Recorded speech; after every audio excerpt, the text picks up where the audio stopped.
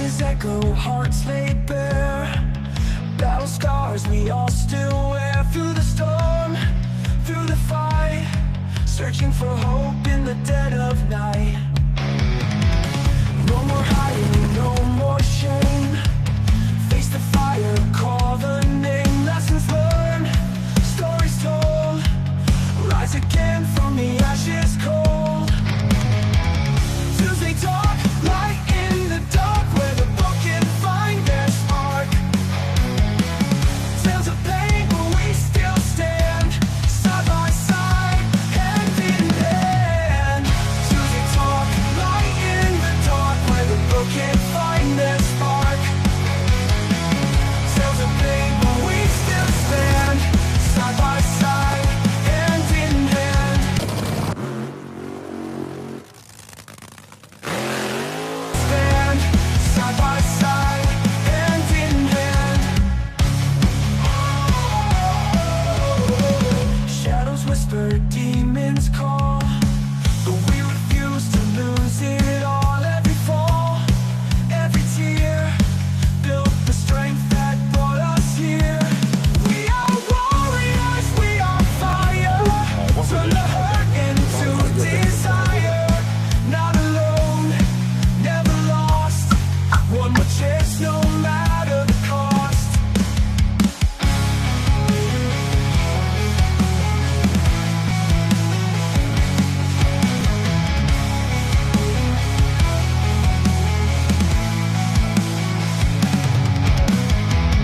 Tuesday Talk, light in the dark, where the book can find their spark. Tales of pain, but we still stand side by side, hand in hand.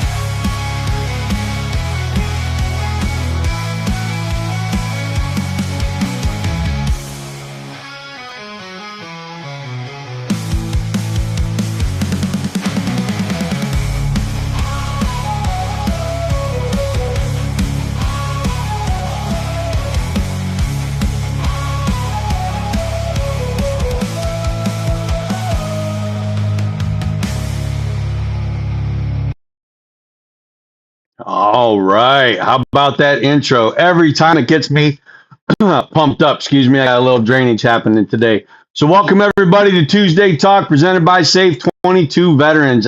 I am Flyboy and I am pumped that you are with us today.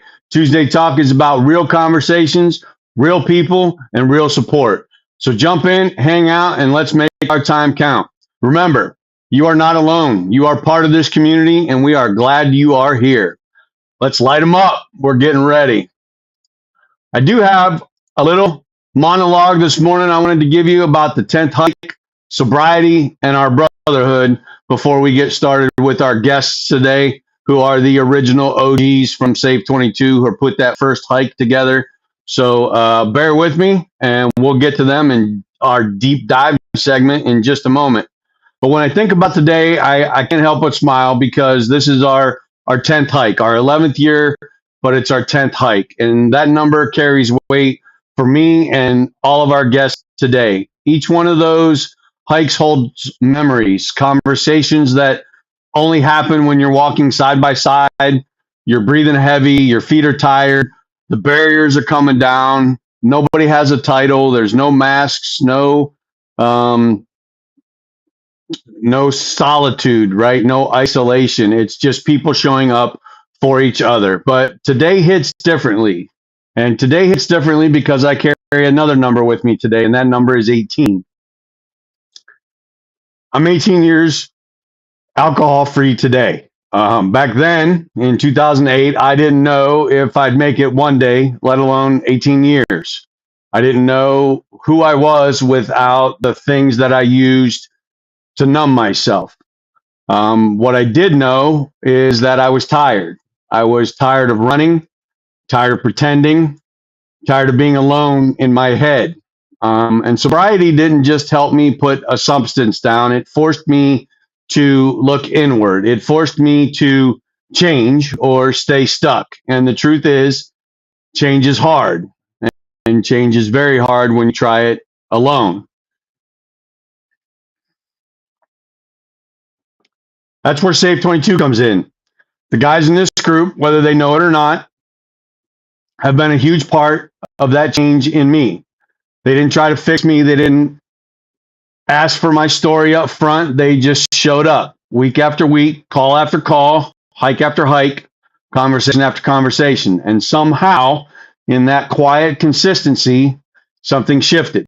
Save 22 gave me a place where I didn't have to explain myself, a place where silence was okay, a place where struggle wasn't weakness, it was understood. I've become more grounded because of this group, more honest, more patient with myself and with others. I've learned that strength isn't about carrying everything on your own. It's about letting someone walk with you when that load gets heavy. And Save 22 didn't just help me stay sober, it helped me stay connected. It helped me remember why I fight for the next right step. It reminded me that purpose doesn't disappear, it waits. So today, for this show on the anniversary of our 11th year, our 10th hike, I'm grateful. I'm grateful for miles behind us, grateful for guys walking next to me now, grateful for the version of myself I did not think was possible in 2008. So if you're listening to this and wondering whether showing up matters, I promise you that it does. Sometimes healing doesn't come from moments, it comes from putting one foot in front of the other with people who refuse to let you walk alone.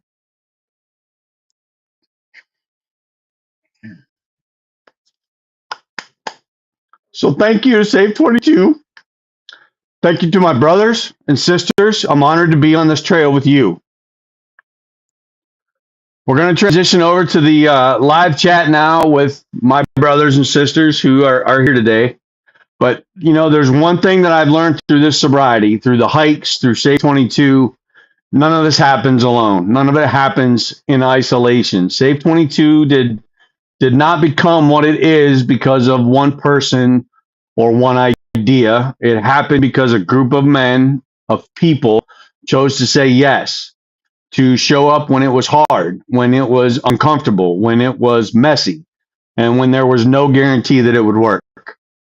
So today, I want to shift from my story to our story, the Save 22 story. Today, we have some of the original members of Save 22, the OGs, as we like to say in our group, the men who were there in the early days, the ideas, the doubts, the roadblocks, the small wins that mattered more than anyone realized at the time. And I'd like to open it up to them now, not to polish anything off, not to rewrite history, but to talk honestly about where they started, where they didn't expect to be, what happened, what almost stopped them. Because if Save 22 has taught us anything, it's that real progress isn't built on perfection, it's built on commitment. So let's talk. And we have some awesome individuals with us today, and I'm going to bring them on. We have Jason Rutledge, one of the co-founders. We have Tom Indorf, who had the idea to take a walk. Nick Trussell, who joined us at that first hike. And then we have one of the greatest OGs, I think, inside of Save 22, and that is Riley Benson. And Riley is one of those guys who has not served. He's not a veteran. He does not have the struggles that we have, and yet he has stood by with us for 11 years now, and has contributed in his own special way to some of the best golf outings, some of our social media posts. He has grown our social media attention to over 100,000 interactions a month. The Mr. Riley Benson. How is everybody doing today? Well, fuck, right? Oh, sorry. Well, Riley got a there. Big boss. Way too much, Sean. But Hey, listen, we all bust on Riley because Riley did not serve like the rest of us. But Riley is one of those guys that has absolutely been the foundation of the social media presence of Save 22. Well, let's be honest about it. He really has. And without his knowledge and commitment to telling us no, right? You're posting too much. Don't post it like that. Do it like this. Bring some stuff around, right? Riley has really directed that social media presence, and we couldn't be prouder to have him on board with us. So, yeah, I'm going to boost up on Riley for a minute because anybody can have an idea. It takes somebody with chutzpah to stick with it. So, thanks for hanging around, Riley. You didn't have to do that, really. No, you guys, I appreciate all of you. I love y'all. And, you've seen me go from no hair on my balls to barely any hair on my face over 11 years. So I appreciate all the push and effort and everything. So yeah. Yo, when we watched you out of your shell at a Mushroom Head concert out at the fairgrounds here in town. Dude gets up to MC the event to try and hype the crowd for Mushroom Head to come out and do their thing, man. It was pretty epic. We all looked at each other. We're dumbfounded. We're like, where did Riley come from right now? Like, what just happened? Who is this guy? Who is this guy? But hey, that brings us to a great transition. I think Mushroom Head was the third hike. Yeah. Right. So tell me what that first. Tell the listeners, the viewers, what it was like to put that first hike together. Tom, you and I know the story, right? We all know our story here. But what was that moment like for you? What drove you to say, I need to have a hike and I need to get these guys involved? What happened? Well, it come from a dark place, really, because I was finishing up. I had a letter written, and I was gonna go do one of those Facebook posts, just hey, goodbye, I'm done, and things. And one of the first things that popped. Oh no! There he goes again. Man down. God, we're having these issues again. Tommy, don't answer your phone during the event. Do not disturb, homie. All right. Tommy's out. We're going to have to wait for Tommy. So, is Tommy coming back? Do not disturb, Holmes. I don't know what's going on. We have removed him. Removing that. This is awesome live. I just want you guys to know that. This is fantastic. Riley knows the effects. Riley's had to do it. He knows. We need what do they call the guy in the back that does all the, is that the producer or is that who that is? Producer, floor director, cameraman, all of it. Yeah, we need to have us a producer, a cameraman, an executive, a director. We need all kinds of stuff. Tom's just spinning over there in the green room. His little waiting circle is just happening. So this is awesome. But Jason, you were there. You're the first one he called. It was an 11 o'clock at night call. Take us through that. Take us through that first call. The short of it is, at that point in time, the VA had me on a ton of meds, and I'm pretty sure at that point I was on Ambien. So Tom calls me at 11 o'clock, and I'm like, I guess I answered the phone, and we had a 20-minute-ish. Oh, there he is. Okay, you take over. So the first, going back, I had my letter written, and I'm going to write this Facebook post of, goodbye, everybody, I'm done. And I had a plan, but as soon as I opened up Facebook,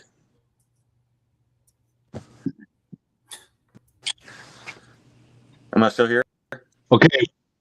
You're still there. Yeah, you're still here, but you can't read the Facebook post while you're on camera.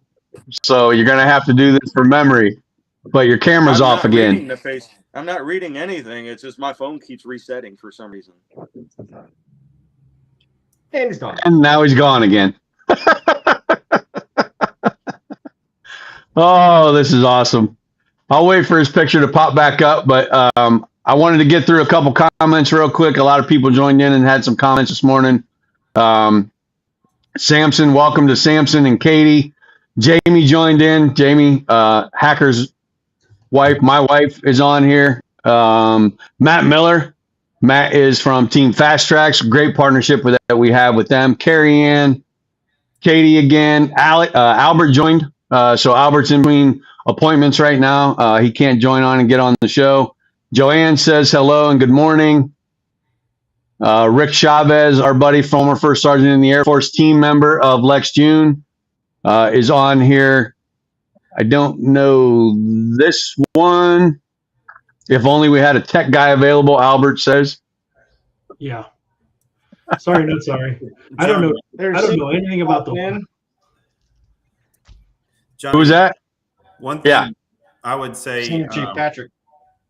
is I remember Jason can probably talk about it. As we came in, we had a meeting in Tom's kitchen before all this happened. I think it was in November of 2015, and Albert was there. And Nick, I don't remember specifically if you were there or not, but we all kind of sat around Tom's kitchen table and we really planned out what this first, ideation of Save 22 would look like. And Jay, I know you were there, and maybe you can touch on some of your memory of it. But I think that was really one of our first meetings, right? We talk about all these meetings we have now, but we sat around that kitchen table and really kind of hammered out what this would look like, and that was kind of part of that baby being born.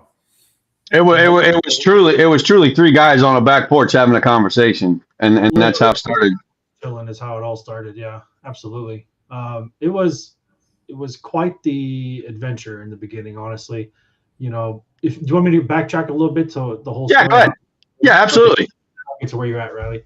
So until Tom he asked somebody to email him the link. By the way. All right, I'll send it. Okay, thank you. Yep. So Tom calls me. I'm pretty sure I was on Ambien at that time. Tom calls me at 11 o'clock. Apparently, we have a good 20-minute conversation. No idea what was happening. And the next morning, I look at my phone and I realized I had a conversation with Tom. And I'm like, I don't know what that's all about. So I called him and he's like, hey, man, I got an idea. I want to go on a hike, raise some awareness. I'm going through some dark times, the story. He'll tell you the rest of it. But and I said, F yeah, let's do it. And he laughed at me and he's like, that's funny because that's the exact same thing you said last night. And I was like, well, cool, let's do it.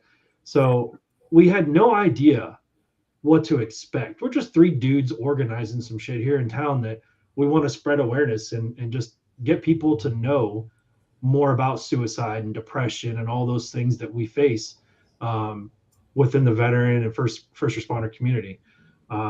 We're all a big brotherhood and sisterhood, and it's intense at times. So we thought, let's just put together a hike and see what we do. At that time, we were going to donate all of our money to, oh my God, I just forgot the nonprofit in Texas. They're defunct now. It doesn't matter. We were going to, it doesn't matter. We were going to donate our money to them. And they're like, no, keep that. You're going to need all that money for startup costs and all that kind of stuff. And then literally at that point, we were born out of an accidental nonprofit. Yeah. We sat around the table and we just talked. We spitballed so many ideas. We had so many great visions. Some of them came true, some of them did not. And it's just because time, manpower, we're all volunteers. None of us get paid to do this stuff. So it's you got to manage day jobs. 22 killed, Tom said. That's what it was. You got to manage day jobs and all that kind of stuff. So it was a lot. But when we had that first hike, we had, was it 1,400 or 1,100, 1,400, I think. Yeah, it was a lot. Yeah, it was a lot of people in this small town of Carrollton in Ohio. Like, what is happening? So we realized we got something. So what do we do with it? Well, Tom is like, bro, I don't know what I'm doing. So he looks at me and I was like, okay, we'll figure it out. So we did. Here we are, 11 years later. I think that we've had many, many, many ups and downs, just as any nonprofit does when you're all volunteers. But we're here. We stuck through it. We've done amazing things within the communities. We have been all over the place. We've got fans in Europe. We've got people everywhere. Like it's amazing the reach that we have now. And I know Riley was a driving force of getting that social media side on point because none of us knew what we were doing. Like, bro, I don't do social media. I barely get on Facebook anymore because I'm tired of the ads. It's ridiculous. So having somebody that knew or knows the system and learning how to game it, which I was out of that conversations because that was all Riley's. One of the things that we had in our growing pains was like, hey, here's my lane. I'm going to stay in that lane and let that person do their thing. There's a lot of back and forth, of course, but here we are, ready for this 10th hike, the anniversary hike, man, and I'm super excited. There's been times like I personally had to step away and then come back, mostly because I have a full-time job. just like most of us, or all of us. Yeah. So it's like I got too much stuff going on, and what happens with my personal life, I have to pay the bills. So you gotta step back a little bit. You get overwhelmed.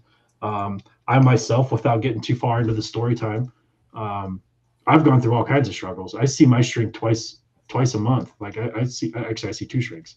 So sorting through my own shit through the process of trying to help other people. The Tom says he's in backstage. Yep, I got him. So trying to help other people, the question became, and I've had conversations with I think probably everybody. What do you do when the helper needs help? Yeah, that's a great. So I use that in my speech sometimes. It's like, when the helper needs help, the only responsible thing that you can do is step back, center, focus, take inventory, all of those things, and then re-engaged with the capacity that you have available to you. And Right. that's the real truth to it. And it's caused conversations pleasant. And this, I'm not talking about just me. I'm talking about all of us have had to do this. Yeah. It's caused all kinds of conversations. But like Flyboy said in his amazing intro there, which, by the way, thank you, brother. That was fantastic to hear you share that story. Much love. Thank you. Wouldn't be here without you guys, man. And we'll get to that. We'll get to that in a little bit. But you sit there and talk about staying in your lane and asking for help. That was the foundation of Save 22, right? Like, we'll bring Tom in. There it is. Oh, hold There on. he is. Oh, wrong button. Or not. There it is. So we were just talking about having to ask for help, right? And you talk about the idea for an awareness hike starting in your darkest moment, and you had seen a post on Facebook about a hike down in Columbus, and you were upset because you couldn't make it to that hike, and you got on the phone and called Jay, like, I think we can do this here. Like, what if we just do it here? We don't have to go to the big city to do it. Carrollton's a tiny town with two stoplights in it, right? And I don't even know what the population of Carrollton is, but it's not big, right? But you have a historical place there with the veterans that's been around since the Korean War veterans that built that one, and you have a tie with the Carroll County Vets Club, and you decided, hey, let's try this. And Riley brought up the conversation at somebody's dining room table, and, well, hey, listen, if we do this, we should probably be a nonprofit. And you stated that I don't have any experience in that. Jason's like, well, I don't have any experience in social media. And Riley's like, well, I can do the social media. Jason's like, well, I can do the business side. So take me through that conversation, Tom, and where those things went, and what were some of the roadblocks before that first hike down there in Carrollton? Some of the roadblocks. Some of the roadblocks we had. I remember when we were trying to figure out how to get people from the fairgrounds to the starting point, and we were actually considering getting hay wagons. We actually considered getting hay wagons to take everybody out there and to bring us in. I mean, it was just here that was a big learning curve. Who do we need to talk to? How does it be done?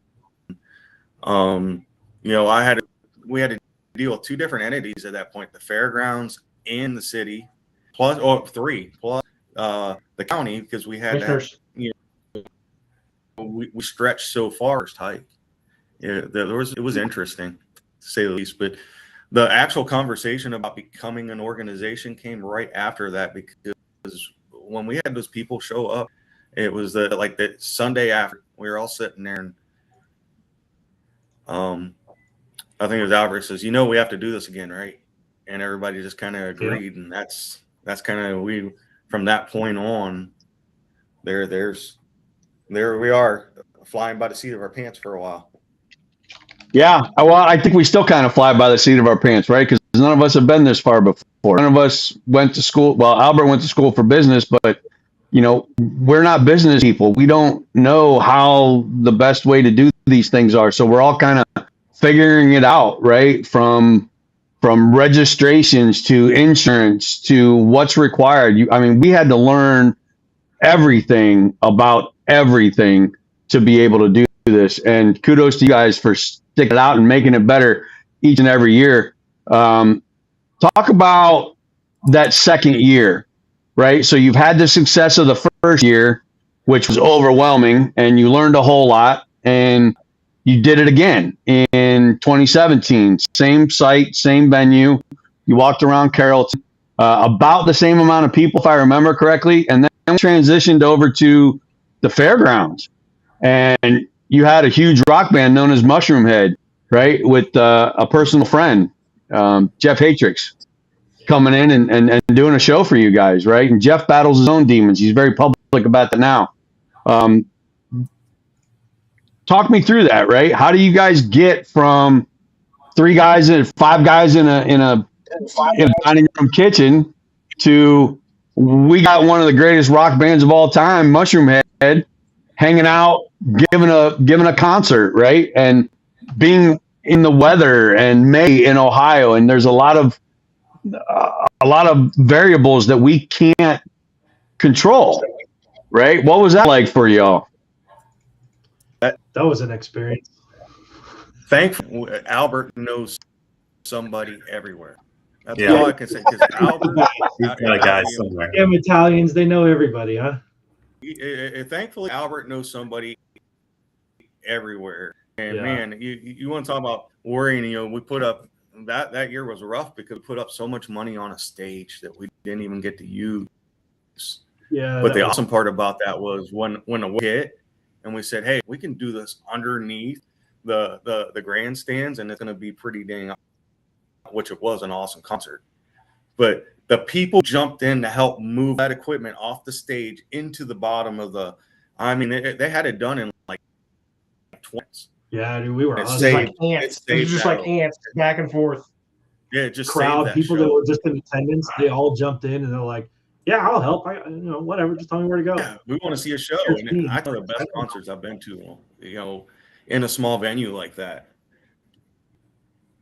Nick, what brought you to Save 22? What was your experiences that put Save 22 on your radar? Yeah, let me catch you up from the start to Hike 3 because there's some things in there that led us to actually getting to Mushroom Head and thinking we could pull that off. So it originally started with the three of us. Actually, there was four of us. I want to give Marcia a shout out and some credit as well. yeah. She was there. She was there as well that first day on the picnic table. And when Tom brought this up to the four or the three of us, we were like, yeah, we can do this. We had no idea we needed to talk to the commissioners. We had no idea how to sell tickets or invite people or anything like that. We were making this up. Let's make a Facebook post and that's how we'll do it. We had no idea what we were doing, but it worked. Year one worked because of all the other people that on the outside that looked at us and went, well, yeah, we can help pull that off. Mad Viking stepping in, Mama Mick stepping in with the buses. There were so many people that stepped in and stepped up as they did on Hike 3 when it was pouring ass rain. People stepped up and helped us and helped themselves basically put that show on when it looked like it was lost for good. Yeah. But to get from 1 to 3, we saw that the hike worked. So we're like, well, let's make ranger rolls and hand them out to homeless vets. Yeah. We put all that together. That didn't go so hot because we live in Carrollton. There wasn't a lot of homeless veterans, if any. Then we were like, let's do fishing trips. Boom, fishing trips work. Okay. Year 2 hike rolls around, pulled that off again. So that's how the iteration went from a picnic table and then a kitchen table to year 1 to year 3 going, we can pull off a concert. Were we a little over our skis? We were. Did we learn a lot on the way? We did. Yeah. But after that, there was successes and there was failures. We learned, we picked ourselves up by the bootstraps and continued on with our mission.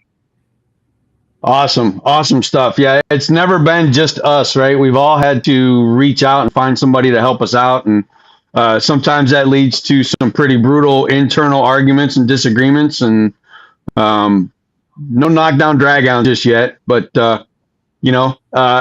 getting the final product to print, as it will, has always been the ultimate goal, right? What can we do? What can we see? How far can we take this? Riley, being a non-veteran, right? What have you seen inside and outside of Save 22 with its impact on the veteran and first responder population as a civilian? What have you seen in your time, I guess you'd say? Yeah, and to add some quick context, John, I jumped into this because my family's got strong ties, right, as veterans. My grandpa, my uncle, my cousin. So it was a strong calling from a family perspective. But I mean, I've had the opportunity, I've been not in every situation where these guys have been on the phone at 3 a.m, at 2 a.m, talking somebody off the ledge. But I've seen those conversations. I've been a part of a few of them. I tend to stay out of them because that's not my experience. But the changes in the being able to pull somebody and completely change their perspective, right? Like going to the track, we've seen guys go from not talking at all day one to having full-blown conversations with anybody by day 3, right? And that's the change where the wife and the kids have turned to these guys and thanked them for giving their father and their husband back, right? They've driven through the night and have gone and rescued vets who were on their way to commit suicide. So it's just, to see the changes in the people, saves veterans who've been on that brink of committing suicide. It's just, the impact has been beyond Carrollton, right? We're in probably every state around this country. We have somebody we can call on now, right? And as you mentioned, John, we're beyond the borders of this country. And so to create that impact, these guys have done so much work, and it's just been an honor to be a part of this organization for 11 years and doing my small part, right? In my box is social media and making sure that our brand is doing what we need to. But these guys are the heroes, not me, John, and you're included in that. So, don't ever give me that credit because I'm not a veteran. I'm just here to help in any way I can. Oh, we absolutely love having you around. You are that voice of reason when the rest of us alpha types are like, no, we're going back into full sergeant mode, and we got to have Riley reel us back into the civilian mode of things. We got a little internal chat going on between us. This has impacted our families, right? All of us are married, not Riley. All of us in the veterans, we're all married. We've all struggled. We have that family dynamic, children, in-laws, parents, the whole 9 yards is, you brought it up. You had that, I think it was an 8-year-old boy who came up and hugged Albert in tears and just said, thank you for giving me my dad back, right? The impact of Save 22 and our diversion therapies, whether it be a fishing trip, a community event. I just set up at Hendricks Turner a couple of weeks ago and got to present for 30 minutes and ended up having an hours long conversation afterwards, right? It's the after effect. Everyone that we affect affects others, right? So can we talk about our family dynamics for a moment? After these 11 years, right? Our family dynamic has changed, right? Trisha's here. Trisha and I have been together now 29 years. We've been together this year. Jason and Jamie have been together since high school. Tom, forgive me, I don't know how long you've been with your wife. Nick and Randy have just done 5 years together now, right? This is it's a whole dynamic of people that do this. It's not just us, right? You have full-time jobs, you have commitments with family, you have other things that you have to take care of. How has Save 22 been able to survive these 11 years? Jason, you alluded to it. Nobody takes a paycheck here. We don't have a executive director. We don't have program managers on the payroll. Social media is not paid for, right? Speak on how the family keeps us as a driving force inside of Save 22. And anybody can answer that. Yeah, man, that's a serious one. So my wife posted a few things there in the chat.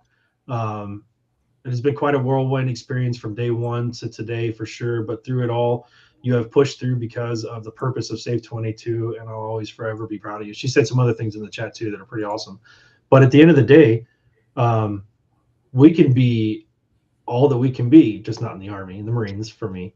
But we can be all that we need to be. But without that support system behind us, man, that just ruins shit. Because my wife has been fantastic that I've been able to, hey, I'm going to go on a poker run, or I'm going to do this, or I'm going to go do Save 22, this or that. And she's like, okay, have fun. Do I need to help? You need me for anything? If she was Right. available, she'll always run the merch and she'll always sell that stuff or help wherever she can. So, you know, while I was on active duty and shortly after I got, I was like, you know what? Every good Marine has a much better spouse standing behind them. I put my wife and kids through hell for 6 years after I got out of the Marine Corps. Mm-hmm. Since that, in Flyboy, we've been together 29 years, married 27, by the way. And Wow. the only reason I know those numbers is because we just talked about it yesterday, the day before. Anywho, terrible with numbers, but That's all right. you know, like they bring all of these ideas, and at times it was like, no, we don't want to listen to them. But then we realized at one point we're like, shit, we have to listen to them. We have to pay attention to how the families are being impacted. And when Albert told me that story about that little kid just bawling, I'm like, bro, that crushed me. Like that is why we do what we do. You know, I always say, like, when I do my speeches, if I touched one person's heart, man, I won. Just one, because that person's going to go and tell a story to somebody else and be like, hey, there was this crazy guy standing on stage talking about he cries all the time. I mean, listen, I fight depression every single day. My wife is there to support in every way that I can, or every way that she can. So, you know, the family impact is significant for this whole thing, because we're all volunteers. And without that support system, man, that it'd been exhausted and a struggle for all of us, way beyond what it is already. So knowing that the families are in there to support us in any way, vets, non-vets, you know, we've had so many people reach out to us over the years to offer support. And it's been a great ride, a great experience, and I'm definitely looking forward to more years to come.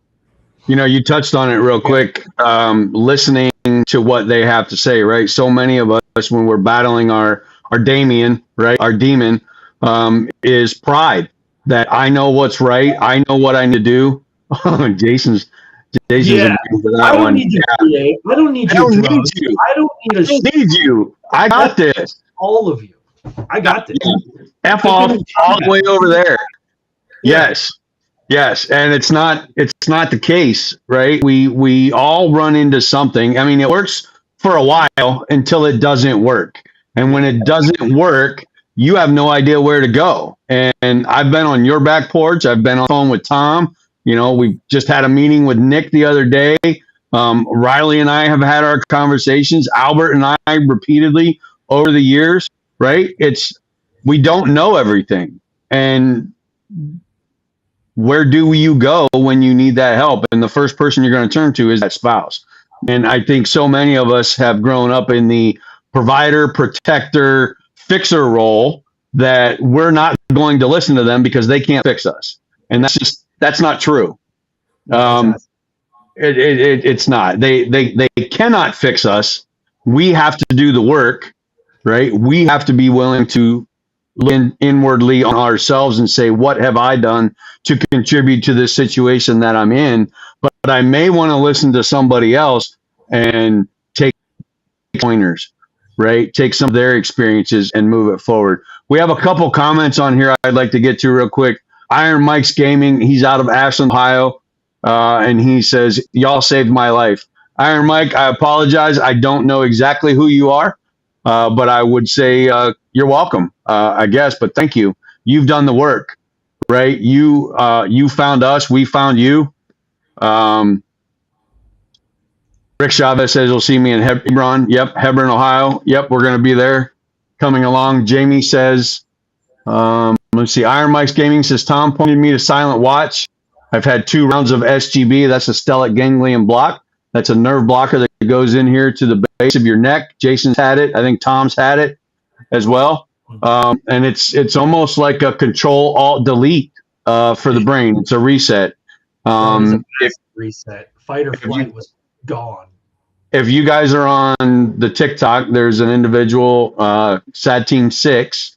They are a comedy group for a nonprofit. Chris Snyder, we interviewed him once. We actually did a comedy show with him in partnership last month. He rose to fame, if you will, with a viral video clip of his experiences after the SGB. Very impactful treatment tool right? A tool for your toolbox. It doesn't fix everything, but it gives you the ability to process things a little differently, right? So many of us get stuck in this fight or flight mode and we don't realize we're in it. I've talked repeatedly about the coffee pot incident, right? Where it was just a coffee pot, but it sent me off into this fight or flight mode and I ended up leaving. Jason's talked about his fight or flight moment in the car up at Belden Village. Yeah, those are embarrassing moments, right? That was a terrible day for me.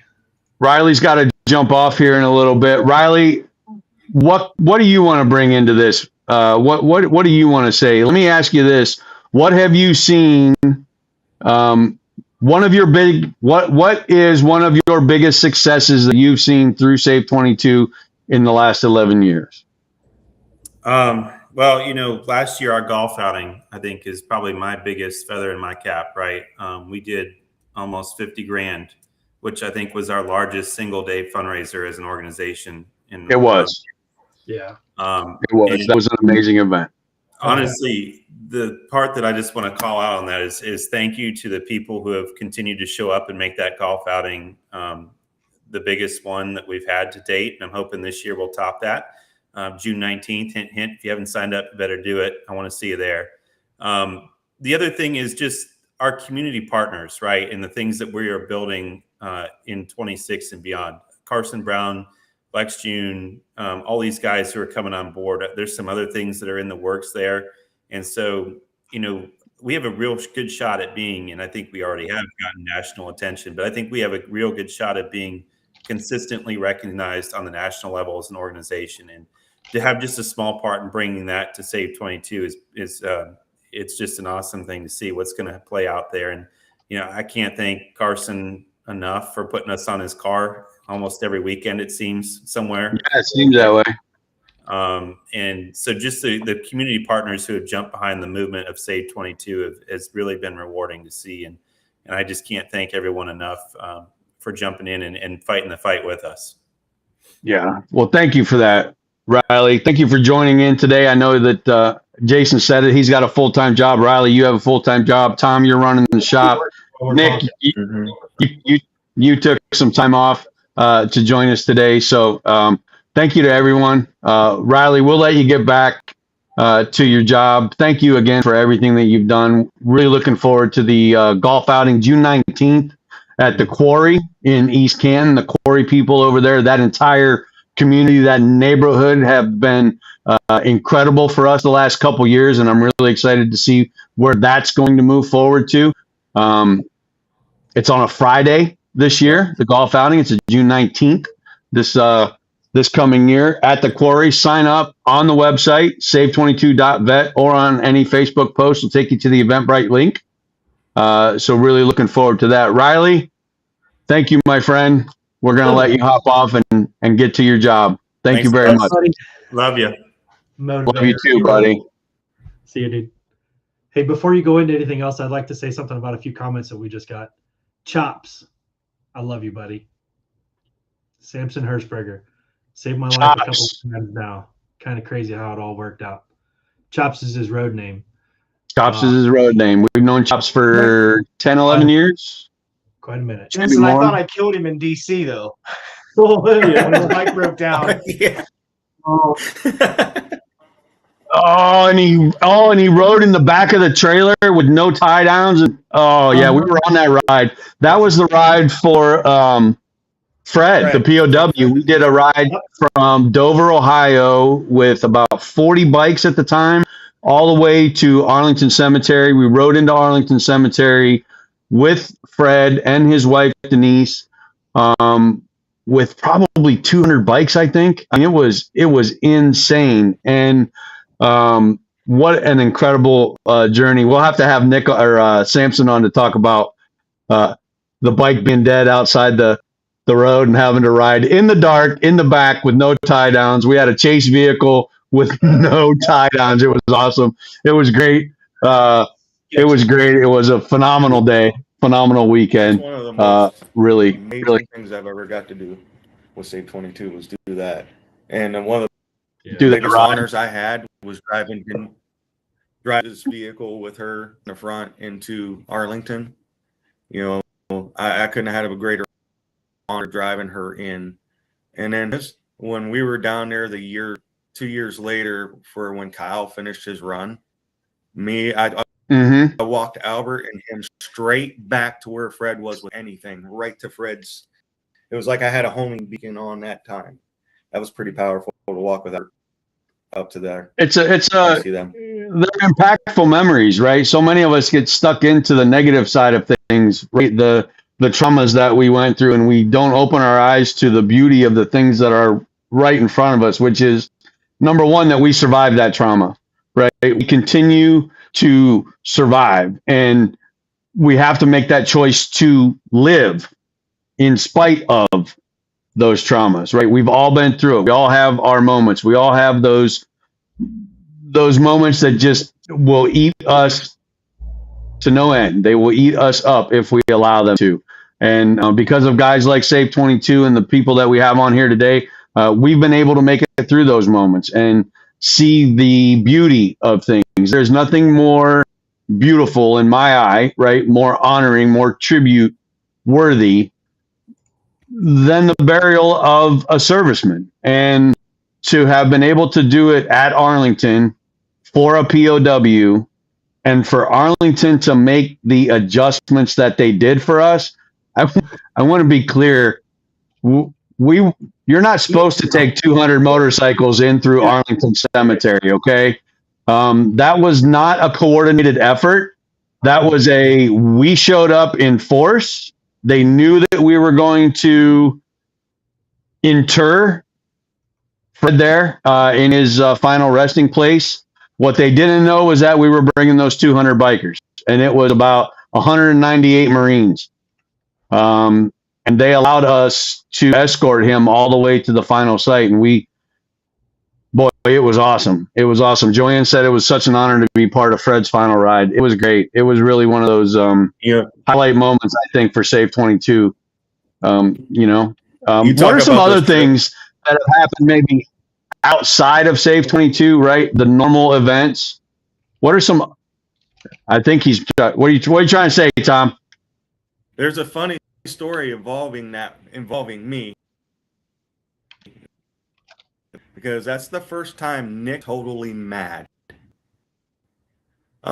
Somebody had cut off the knee between the bikes and everything at a rest stop.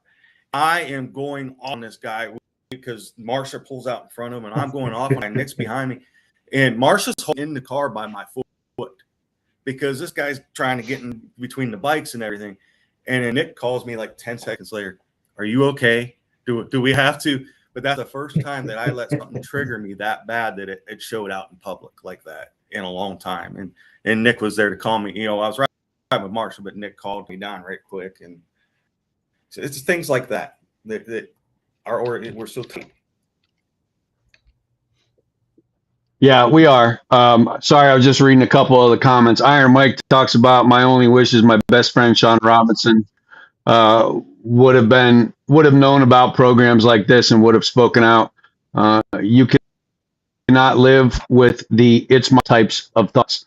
Jason was commenting too, about the hike and should we get back to that. And I think talking about the anniversary of Save 22 and how it started and the things that have come about, I think it's important for us individuals, to see that it's not just about the Save 22 and where the Save 22 logo ends up. It's about the things that we've gotten to experience because we chose to do this, right? Each one of us have had our darkest day, our bad moment, that I'm less than worthy thought process going through our head, right? And it's taken each of us to get through and say, no, you're so much more than that, right? You're not just a Marine intel guy. You're not just a CB, right? You're not just a disabled veteran, right? You don't have to live with that kind of label inside of that box. There are many things that can happen. And I, along with Iron Mike, was of the impression that there wasn't anything for guys like me who weren't blown up, who didn't lose a limb, right? Who didn't get shot, who don't have the Purple Heart, right? My injuries are from training incidents or accidents that happened while on service, right?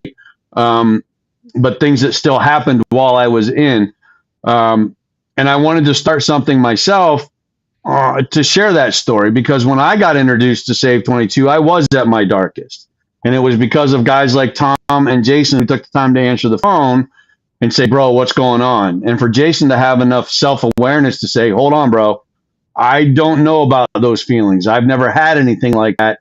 But you keep talking, I'm going to connect you with a guy that does. Right. I think that was a paradigm. That was a nice shift for me to understand. Okay, maybe I'm not telling my story to the right people. Maybe I need to talk to somebody else. And then talking to Tom for those 5-6 days in a row, and then Albert calling and say, "Oh, you like motorsports? You were a motorsports guy, right? You raced. Hey, go to this event." No, I don't want to go. I don't want to go. It's not something I like. I like other stuff. No, I think you need to go. And we fought back and forth for 2 weeks, and then finally making that decision to change. Right? It was the decision for me to change everything. It changed my trajectory. It changed, in my opinion, the trajectory of Save 22 Motorsports by having another advocate who could talk about it and bring it out, and things that have happened since then, which has been about 7 or 8 years, if I remember right. It's been a little bit. Man, time's just flying.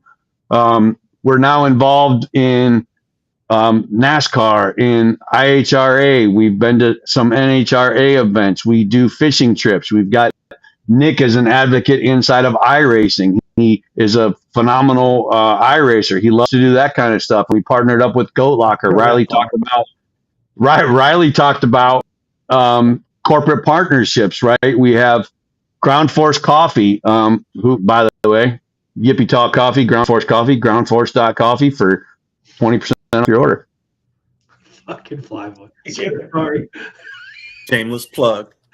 Hey man, you got to mention it, right? Auditory Defense has teamed up with us because of the racetrack, right? Track Tune has teamed up with us because of the track and the time with Lex June. Last year, the IHRA shared our stuff and garnered us over 40,000 interactions on social media, right? The IHRA is now doing, last year, it was the veterans had to contact Save 22 to get their free tickets. This year, the IHRA has opened their doors for all national events. If you just show veteran ID, boom, you're in the door and you get 50% off for a guest, right? So things that have happened might not necessarily include the Save 22 logo, but the awareness of Save 22 has, in my opinion, contributed to a greater awareness of what programs and organizations like us can contribute to our veterans and first responders. Yep. You guys are there. All right. Nobody had any comments after that. All right. Great. No, that's good stuff, dude. It's all about the conversations, because you go to the restaurant and you have one conversation with somebody. Well, hey, I know this guy. Flyboy's hanging out with Al Unser Jr., right? I did. That was our yeah. Yeah. How does that happen? Conversations, and you just happen to be at the right place at the right time, and going on from there, man. It's fantastic. Yeah. It is a wonderful thing. Nick, you want to talk about your experiences inside of NASCAR with Save 22? You've been part of a few of those things. You've gotten to hang out with Ward Burton, a Daytona 500 champion. You've been to his Hero Day event at the Ward Burton Foundation earlier this year. We've been to the historical South Boston Speedway, right? You've been to Martinsville. You've been to a couple other tracks, Charlotte, because of Goat Locker. You've been able to you're going to attend the Charlotte 600 the Coke 600 this year. If they're calling it the Coke 600, I don't remember. Right? Tell us about that, from where you were 11 years ago to where you are now. How do you see that growth? Right? Talk about that a little bit. So whenever I got out of the military, I really didn't see myself as a veteran. So I just went into regular guy mode until Tom came along and presented this hike. I wasn't close with Tom then. I wasn't close with Jason. Now we're brothers. We talk to each other like brothers. We argue, we hug, all the things. But he gave me that mission and a purpose. And I think each one of us now has that mission and a purpose, as well as everybody else in the organization. So where I really found my niche was with motorsports with the NASCAR side of it. I've been a NASCAR fan for over 20 years now. I was actually at a Michigan race when it all started. I got a phone call from Albert. Albert calls me as I'm at the racetrack, sends me a picture. He says, "Find this car," and it was a car by Veteran Motorsports who had it. A Marine, retired Marine, was the owner, which eventually led us to Mike Harmon Racing. And for years, even though Mike Harmon, they struggle with funding, they're not always up, they're hardly ever up front, but they still appreciated what we were doing because of Karen, who's their social media and pretty much all their behind the scenes marketer, everything. She really latched onto us, and we latched onto her, and we were their coattails for a while, and we eventually, I hate to say it, we outgrew them. But it was fun while it lasted.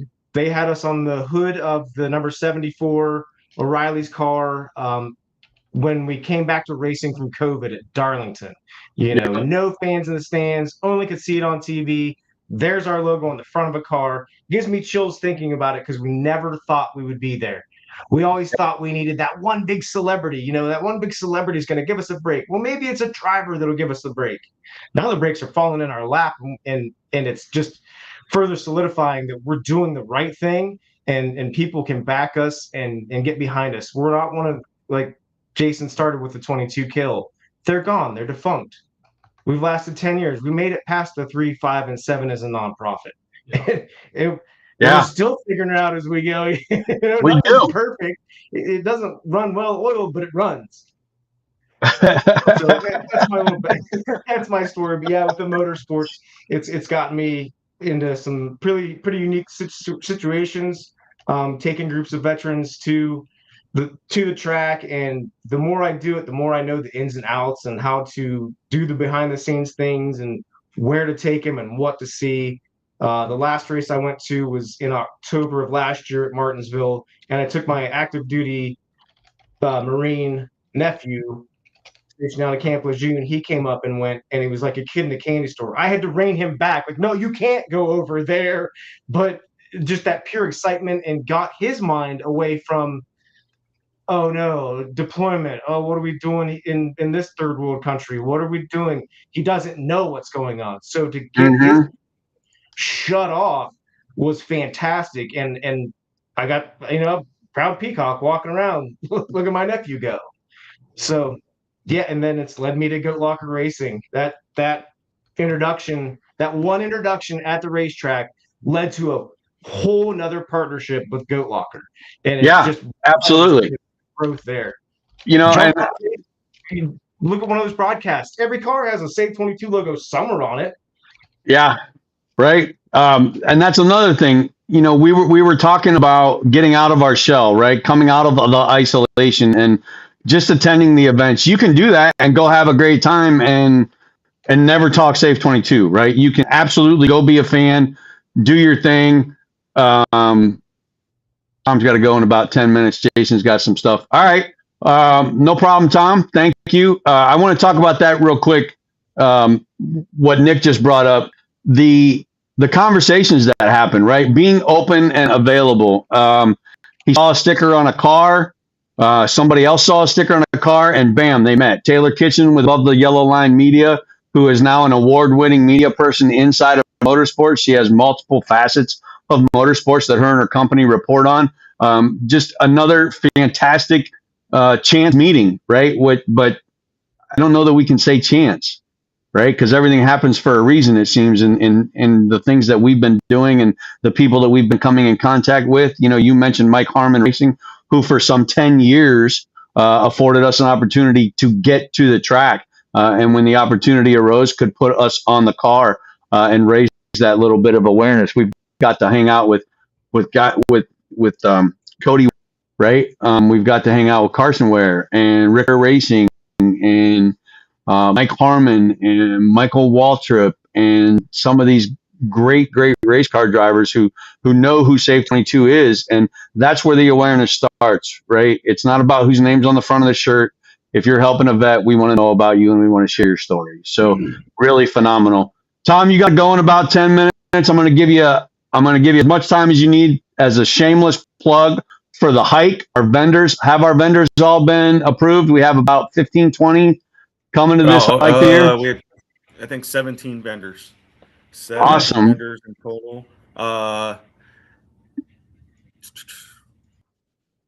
was thinking I have 3 different speakers coming up on stage on Saturday. One of them being Jared Smith.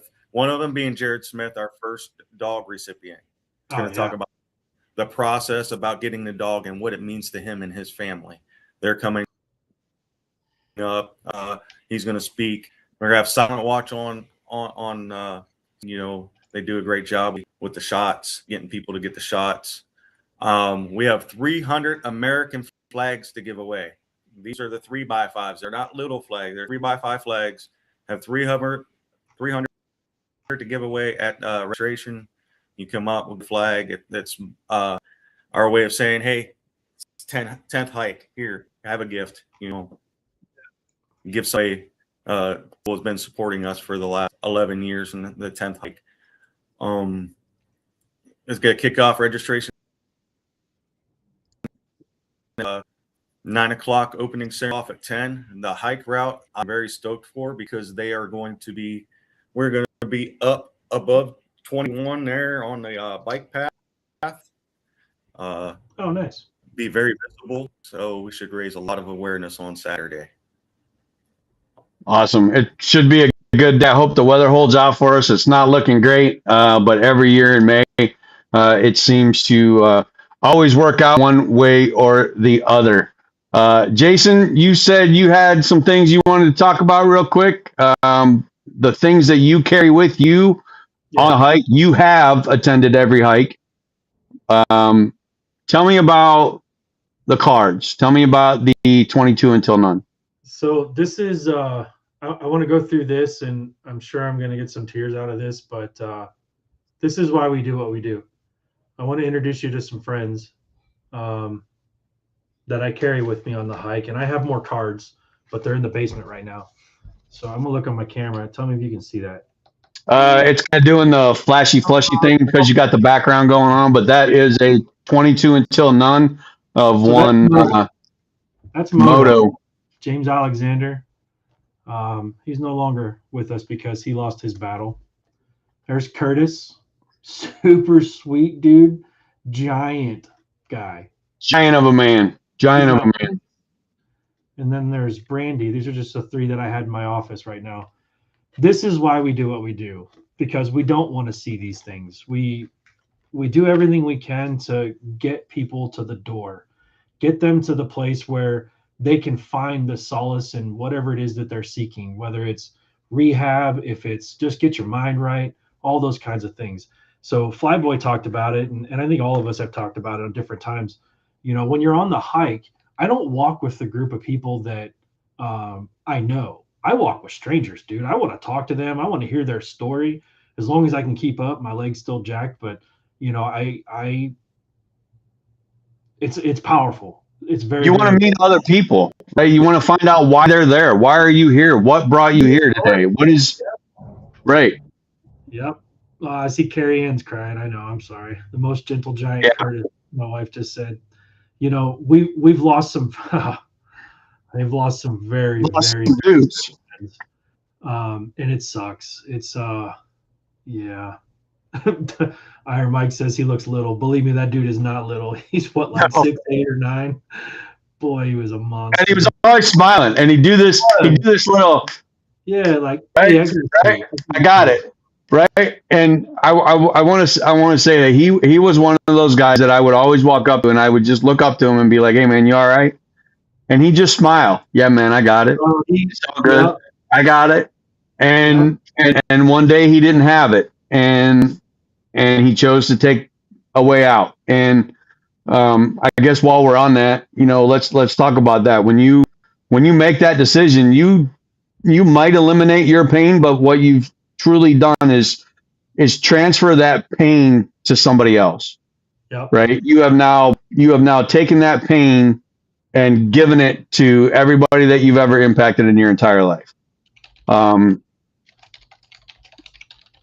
It's not the way to go. I used to be ashamed to say that I felt that way, right? That I was a coward. I was ashamed that I was a coward, that I allowed myself to go down that path and those roads. But it happens, right? And I think it happens to all of us, whether it happens because of medications or therapies or a breakup or a divorce or money or whatever the case may be. We've all, in my opinion, we've all thought about ending it, right? The difference is, what are we doing with it? What are we doing with those thoughts and emotions? Are we talking to somebody about it? Are we beating ourselves up about it? Are we putting ourselves down because we did it? And the answer that you give yourself is where you're going to find your power, right? If your power is in negativity and I'm a piece of shit, or I'm not worthy, then you're going to feed that, and that's going to continue. What Jason and Tom and Nick and Albert and all the guys have done for me is helped me see that those thoughts aren't true. They're not real, right? They are imaginative things in my head. And I have to learn what to do with them. And that's where Save 22 gave me those options, right? I'm not a flyer. I'm not in the military anymore. I'm not a first sergeant. I'm not a leader. What am I? Well, you're a husband. You're a father, right? Now you're a grandfather. You're 50 something years old, right? Let's take some of those experiences and share them with others so that when they run into those experiences, they can know what you did and know that there's somebody they can turn to, that they can talk to, right? Whether it's a VA claim or I'm going broke or my car broke up or whatever it is, right? Somebody's been through it that can help you with it. You don't have to do these things alone. Iron Mike says they're lies from the devil. Absolutely. We talk about that all the time. That is the Damien, right? That's the Damien demon that you are battling every day. And for me, it has been the negative thought process. So, Tom, I know you got to get going. Thank you for sitting here with us today for an hour. Really appreciate it. We look forward to seeing you on Saturday morning at Duncan Plaza, Massillon, Ohio, for the 10th anniversary hike for Save 22. We have over 150 people signed up on the website right now. Tom's going through and approving all those things. We will have on-site registration available. However, we would respectfully ask that you go to the website and sign up that way to avoid the long lines and confusion and the cluster at the event. Merchandise situation, Tom, I wasn't involved in the planning of the hike this year, so I don't know these things. What's the merchandise situation? Very, very limited.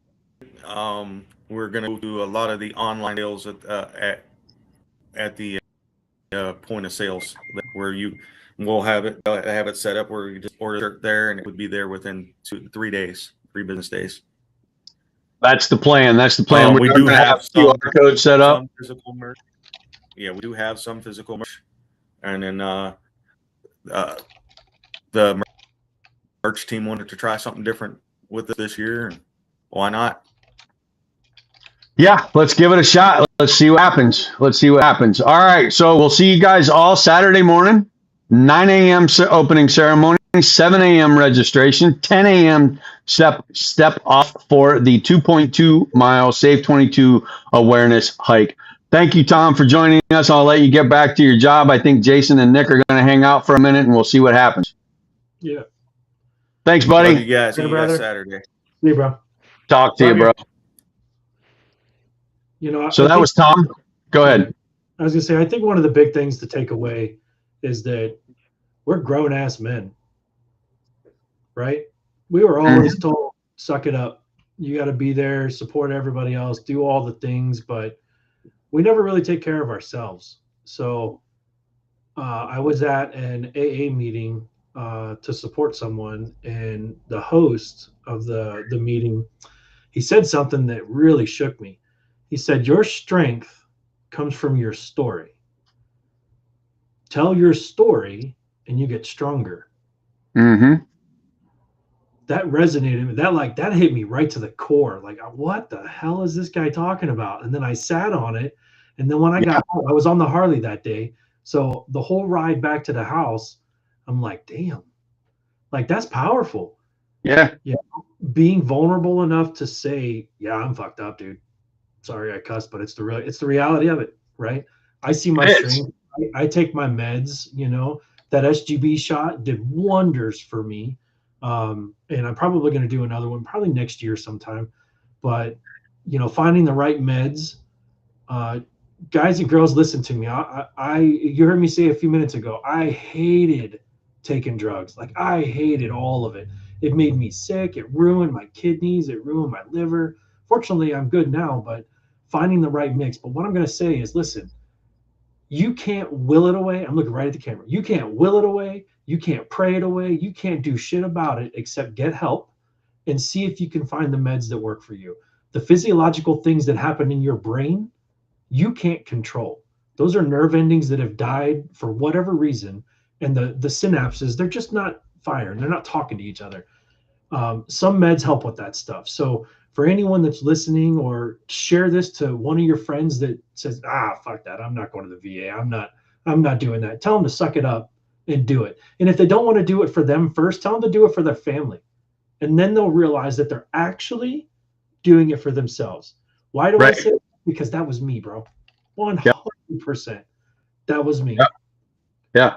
We talk about it quite a bit, fighting the world, right? You can't figure, you just feel like you're fighting from the moment you wake up. It's an attack, right? The car, the drive, the idiots on the road rage, the job, the people in the office, the parts aren't coming in on time, right? I can't make my hands work the way I want them to. Whatever it is, you feel like you are fighting the world. Yeah. And I'll tell you, it's exhausting. Holy it's exhausting.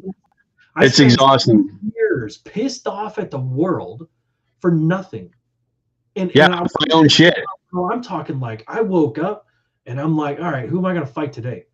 I never got the fights, but it was like, what am I doing except just being pissed off all the time? It sucks, man. It's exhausting. It's absolutely draining. So I am not being beneficial. Yeah, and it just makes life miserable. I mean, like I said, I put my wife and kids through hell for my pride. That's legit. That's the real talk right there at home. That is true. I swallow my pride. 6 years later, I finally did when I hit my rock bottom, which I'm not going to get into, but it took a serious event, and then that was the end of it for me. Or that was the beginning of it for me, I should say. That was the beginning. That was the end of feeling like that anymore, right? Yeah. You and I. Fuck this, dude. I need to get my shit together, and that's all there is to it. Yeah, so, you've been there for me with that aha moment right on your back porch. Battling what I was battling at the time with, and I'll just share it. I was being medically discharged or medically retired from my job, and I didn't think it was fair. I had asked for another job. I was still capable of producing, and right away they said, nope, you have PTSD, you have injury, you're out, right? We're going to not dishonorably discharge. We're going to medically disable you, and you're going to be stuck. Still dog. Okay. All right, Nick. Nick's got to let his dog out for a minute. But damn dog. Damn dogs. I was going through some stuff, and I was allowing things to pile up, right? I'm a disabled vet. I can't make any money. I'm restricted on my job. Oh, by the way, your dad's dying. Hey, you need to put him on hospice care. I'm coming down Route 9 into Carrollton, and the thought crosses my mind, all because I had to make that decision of my dad. That's not all because of it, but that was the straw that broke the camel's back, right? Yep. Am I doing the right thing? Is it what he would want? This would be so much easier. I wouldn't have to survive all this. I wouldn't have to go through it if I would just jerk this truck right into that semi coming down the road at 60 miles an hour. It would all be over. But I didn't. I drove to your house, and on that back porch, you said to me, bro, I think you need to hear some words. The song? And those words were that song, right? It was Jelly Roll. Nobody, Nobody walked in here on a winning streak. Yep. Right? Song's phenomenal, man. It's you're about to It's get powerful. I am. Because it's 18 years, right? Yeah. Since I walked into that first meeting, that first AA meeting. And I remember just being completely defeated and embarrassed. And here I am, what I thought was this awesome dude who could handle anything, had been to combat, had done this, had done that. And I got to go say a bottle beat me, right? I got beat by a bottle. And it had nothing to do with that bottle. And it had everything to do with me, right? And that took 17 years for me to come into terms with, right? About 16 and a half years. And our buddy Samson is the one that got me through that after our conversation with you, when he said, bro, you don't have to be embarrassed about that. That is a phenomenal achievement, right? You won the war, right? You may have lost 100 battles to it, but the war is over. You beat it. You did it. That's an eye opener. That's an eye opener, right? And for you to have been cognizant and self-aware enough to say, bro, I know what you're struggling with. Listen to this. I think it'll resonate, right?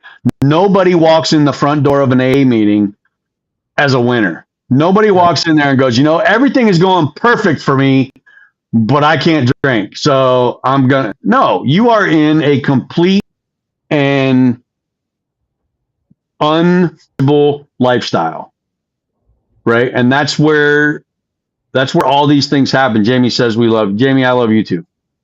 You and I have had this go through. Yeah, we do have quite a few comments, and sorry we're not getting to them today. We will at a certain point. I'm sure we'll review them here in a minute. Nick, you've been patiently sitting there quietly listening to Jason and I.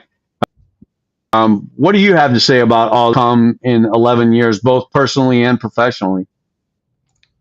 It's phenomenal. The advice and the ears and the restraint sometimes you all of us have whenever things are said off key, off cuff, just come out wrong. Some of those early meetings that we had with Save 22 internally were brutal. Until but at the end of the day we still stayed true to the mission. Because it was bigger than us. It was bigger than our arguments and spats. There was people that truly needed to hear that voice. They needed to hear that conversation. They needed to have that conversation. And how many times have we started just, hey man, how are you doing? And it turns into a therapy session for both parties. Bro, it just people, Yeah, right. Like Jason said it great earlier. When does the helper get help? Yeah. Sometimes it just happens naturally when you're talking to somebody and having that open conversation, that open dialogue of just asking somebody, hey, how you doing?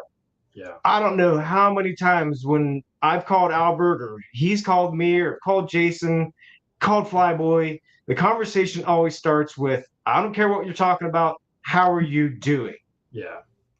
And then the conversation will also end that way, just to make sure you are doing what you say you are, and not just blowing smoke up somebody's behind. Yeah. So absolutely. That in itself, that we as veterans came together to figure that out on our own, it just baffles me. But it happened naturally through the course of 11 years now, with so many different people in and out and changing hands. But in the end, we're still all family together. It never goes. It just, I don't know where I'm trying to go with this, but self-awareness, I think.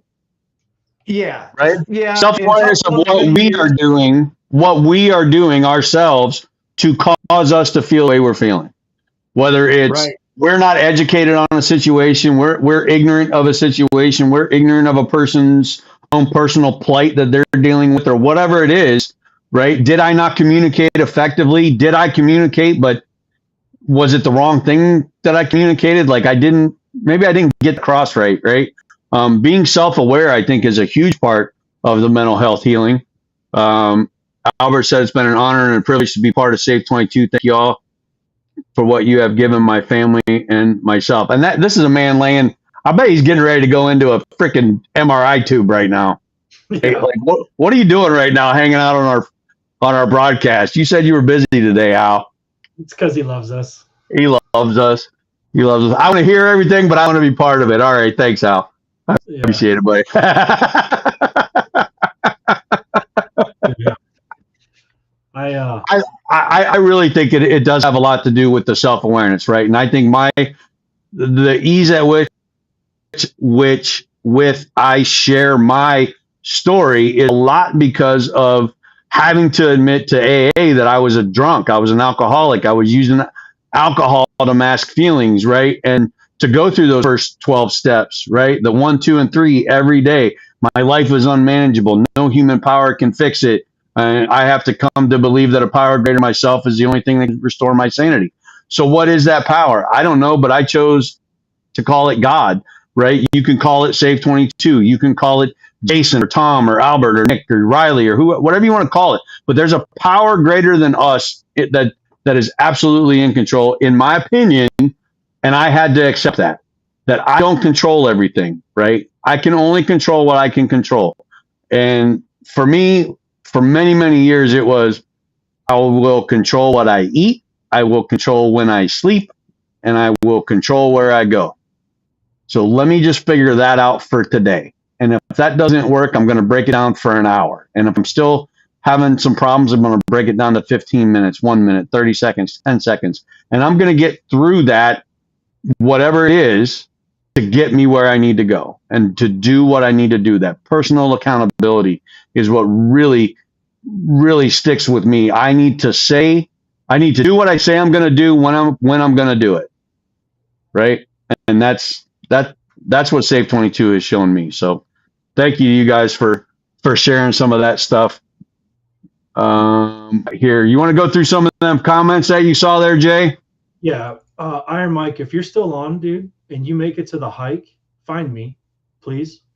He made a comment that says, I still feel like a monster walking out in public because of the things that have been said about me to me. Think about that sentence for a minute. That's deep, dude. Like, you feel, I don't know you, brother, but I don't want to be disrespectful, but you know, for somebody to say that openly like that, that dude's got some demons, right? That's the person that I want to talk to. That's the person that needs all of the things that we can offer. Right. So Big Mike, Iron Mike, if you're still on, man, come find me at the hike. Yeah, absolutely. Look for us, brother. Roger, if I make it. Or hell, I'll give you my phone number, man, and we can chat. I'm the one in the group that I am a no BS kind of person. I will tell you if you're effing up, and I will help you in any way that I possibly can.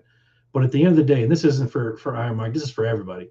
At the end of the day, I'll walk your ass right to the door for rehab, for AA, for whatever it is. But you got to take that first little step to get through the door, and man, we're going to be right there with you. But it's a choice. You have to make that choice before you can do anything. Mike says he has you on Facebook. He thinks you guys have exchanged numbers before at some point, so he's going to look you up. Mike, thanks for understanding that we do talk to a lot of people, right? And we don't always remember right off the bat. So thank you, Mike, for being open and honest, right? That you've clearly impacted Jason with your comment. You've impacted me too, because I remember feeling that way as well. Walking into any event, whether it be dinner with the wife and kids or whatever, I feel as if I could tear everyone apart in that building no matter what happened. And that's not a good place to be, because everything sets you off, right? Every little thing. You've already played out every bad thing that could happen or every annoying thing that could happen, and you're looking for it. That's what you're doing. That's my experience. I was looking for a reason to be mad. I wanted to validate my anger. See, They did exactly what I said that they would do. See, I told you.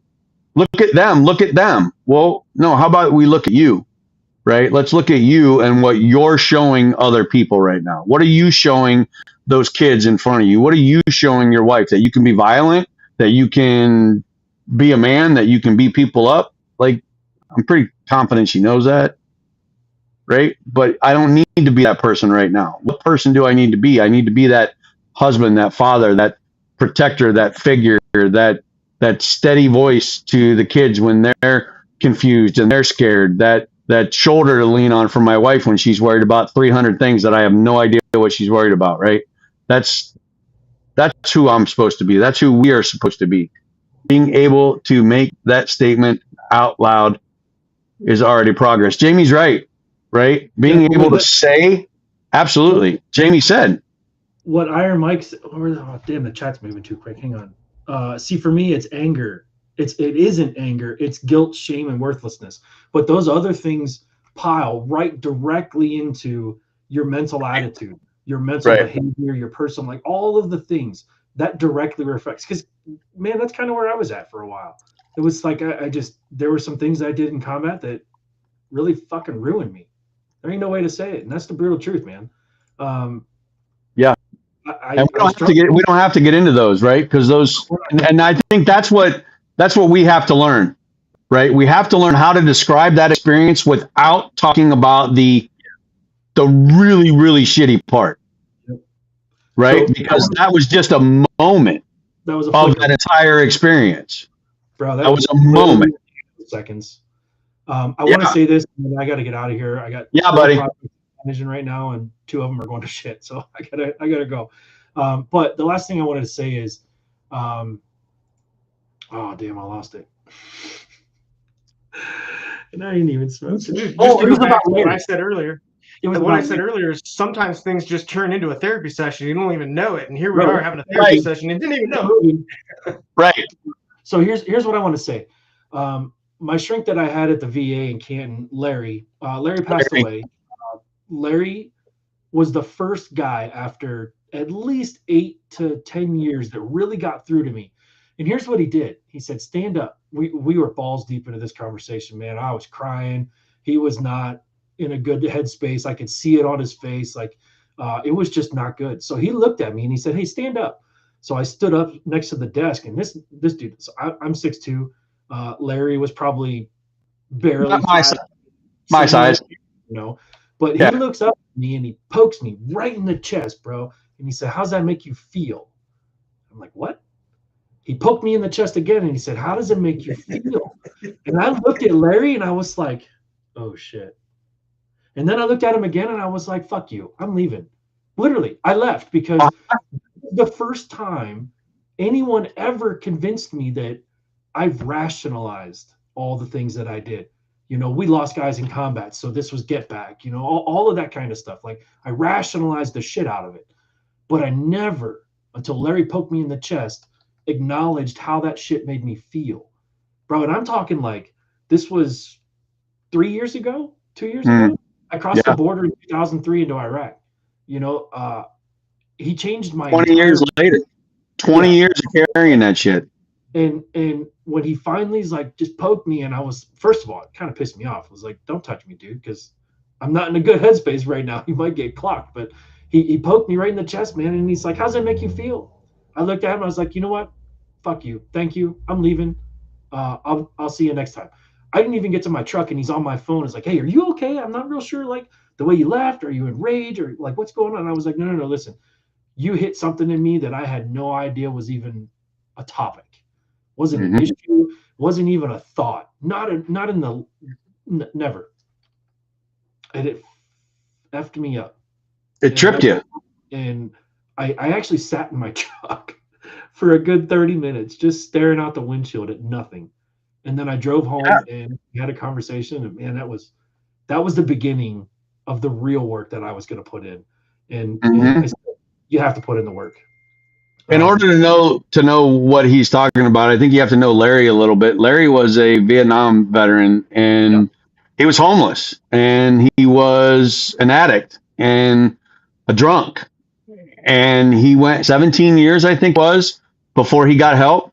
If I remember Larry's story, and then he chose to take his story to the mental health side of the VA, and he would share it with the vets that would come in. And he wasn't a prescriber, he wasn't a doctor, right? He was all before you saw the meds person. And Larry really helped me through a couple of things too, right? My experiences with Larry are almost identical to Jason's. Larry was a phenomenal help, and it's sad that he passed away, but I'm glad he's at peace now, right? You know, he did his job, he found his calling, and boy, did he did it very, very well. He did it very, very well. Nick, Saying all that to say, go get some freaking help. go get some help. Everybody. Jason, Tom, Albert, Riley, J.R. Gallen, Mark Grimm, Marcia, Dave Miller. Dave Miller. Dave Miller. Dave Miller. I want to listen to this so bad, but I have to go. They're blowing up my phone right now. I love you guys. I love you, man. Thanks for being here. Go do your thing. Yeah, we'll see you Saturday. All right. See y'all Saturday. See ya. Absolutely. Nick, are you coming up this weekend? Are you going to be here this weekend? I sure will be. Awesome. When are you getting in? I'll get in Friday evening. Awesome. We'll see you Saturday morning then. Yep. Thank you to everyone. Do you have anything else you'd like to talk about real quick before we go? I think we're going to wrap up. We've been on here for, good Lord, 90 minutes, I think. I think it was a success today, right? I think we did very well at talking about where they started, where we've gone. Not a whole lot about where we're going, but more about reminiscing about who we were and who we are, and the things that have been involved, and people and changes that have happened. I think we've done a very good job of that. I agree, and I'm just kind of sitting here, wheels start spinning. It's like I have all these good memories and not so good memories just because of it being a nonprofit, their struggles, and then the like Riley brought up, the 2 a.m. phone calls that all of a sudden you find yourself in, and you're tracking down a veteran that's in Texas, and you're in Ohio, and you're dealing with 3 other people. You know, the kind of the bad that comes with those good positive memories. If I wouldn't have sat down at that picnic table 11 years ago, I wouldn't have any of them.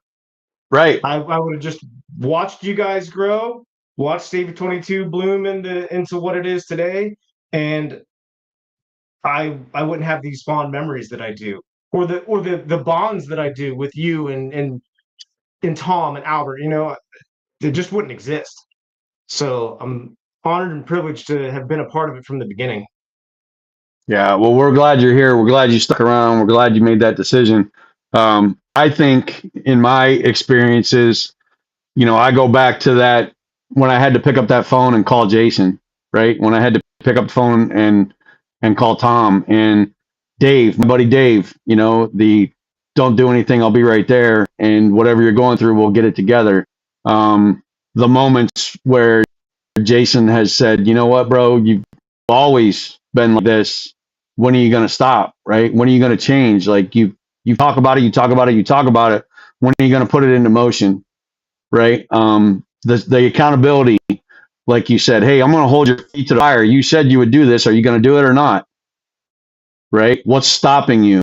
You know, fear, common sense, anxiety. What's stopping you? Let's work on it. Right? Is it truly something that's important to you, or is it not?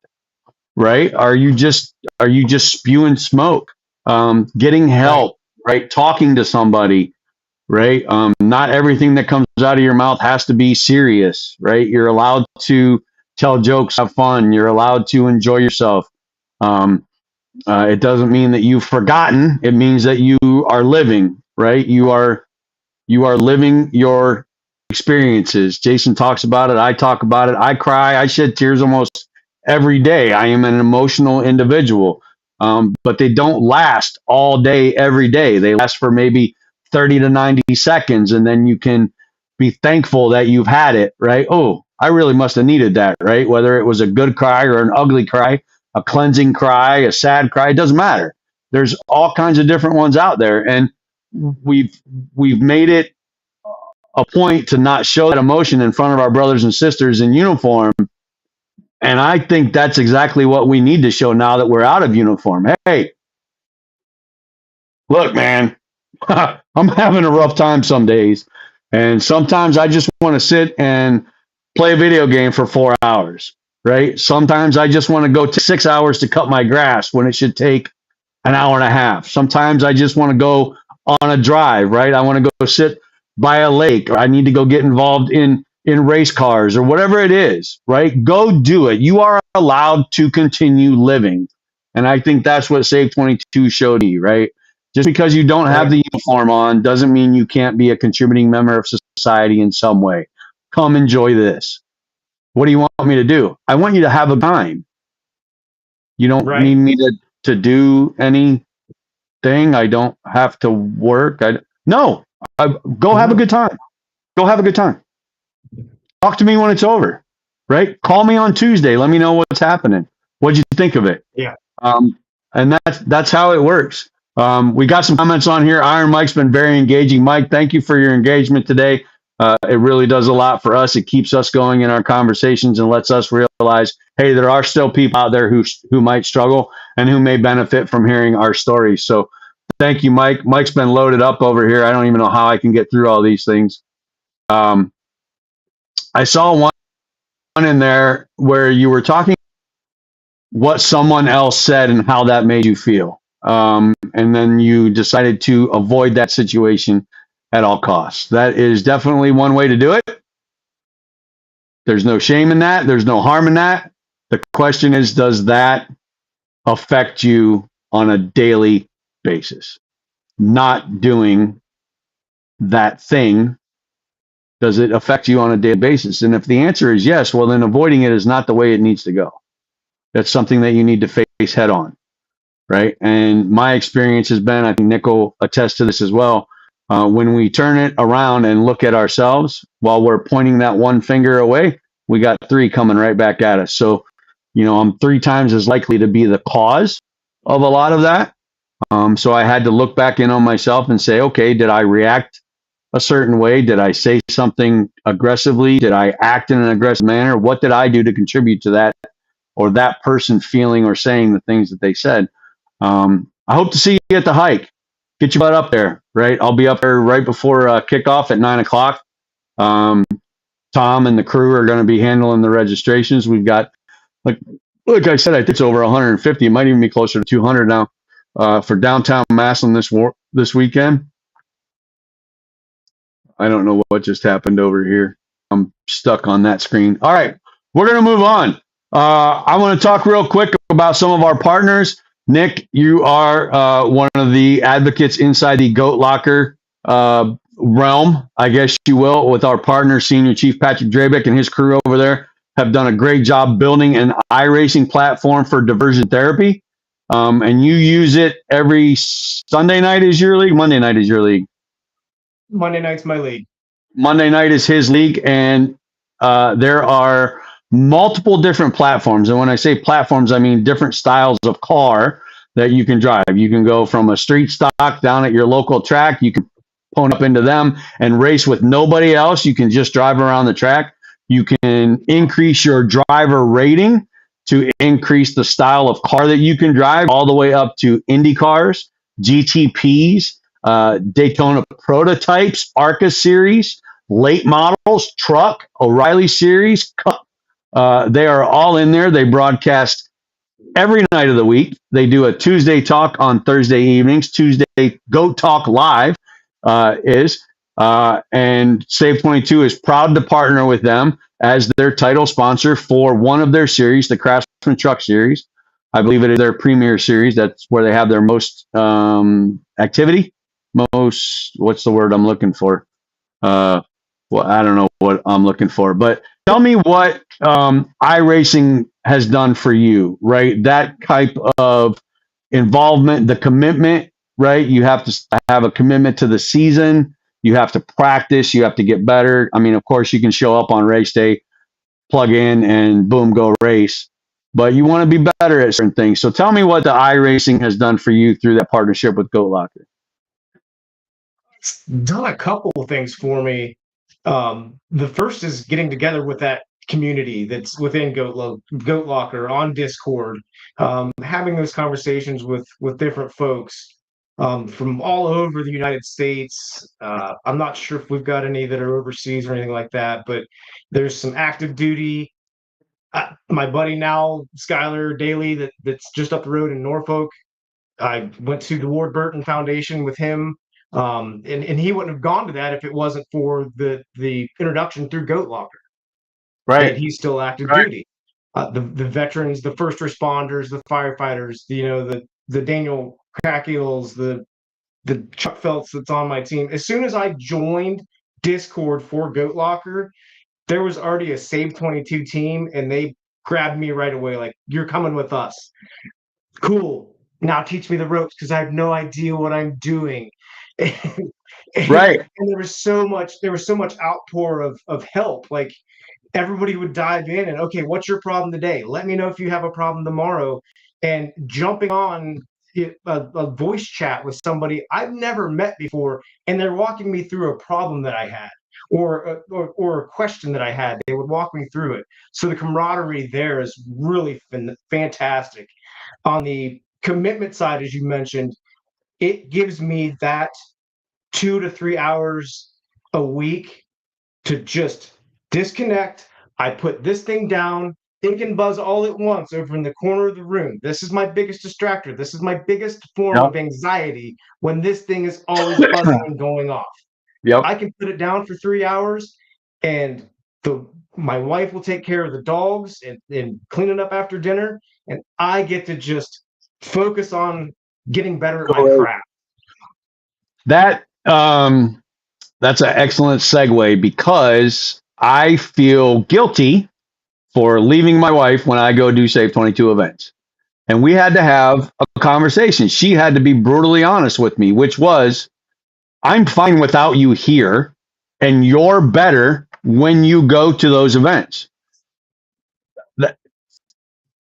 Having to hear that from somebody else saying that they see the progress that you make because of certain things that you do only fuels you to go do more, right? Having that one person in your corner to say, listen, I think you should continue doing this because I like who you are when you come back, right? I see the excitement in your face, right? I know, I hear it in your voice and in your words, how excited and how fulfilling it is for you, right? And I think that's what iRacing has done for you. Thank you for sharing that story. Thank you for being our advocate inside of Goat Locker in the iRacing world.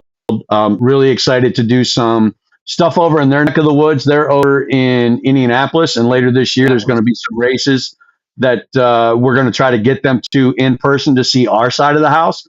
I've attended an event with them and got to sit in their sim that they have showing up. And because of that partnership with them, we partnered up with the American Legion and received $1,000 grant from them from the American Legion to continue doing our stuff. So, you know, everything comes full circle at some point if you just keep showing up, right? Keep perfecting that craft, keep practicing, keep trying to be better than you were yesterday. So thank you, Nick. Thanks for taking time out of your busy schedule. I know that we've talked how busy that phone is for you. So thank you for that. Look forward to seeing you this weekend. I'm going to let you go, and I'm going to close things up here. So thank you, Nick. Thank you very much, Thanks, buddy. brother.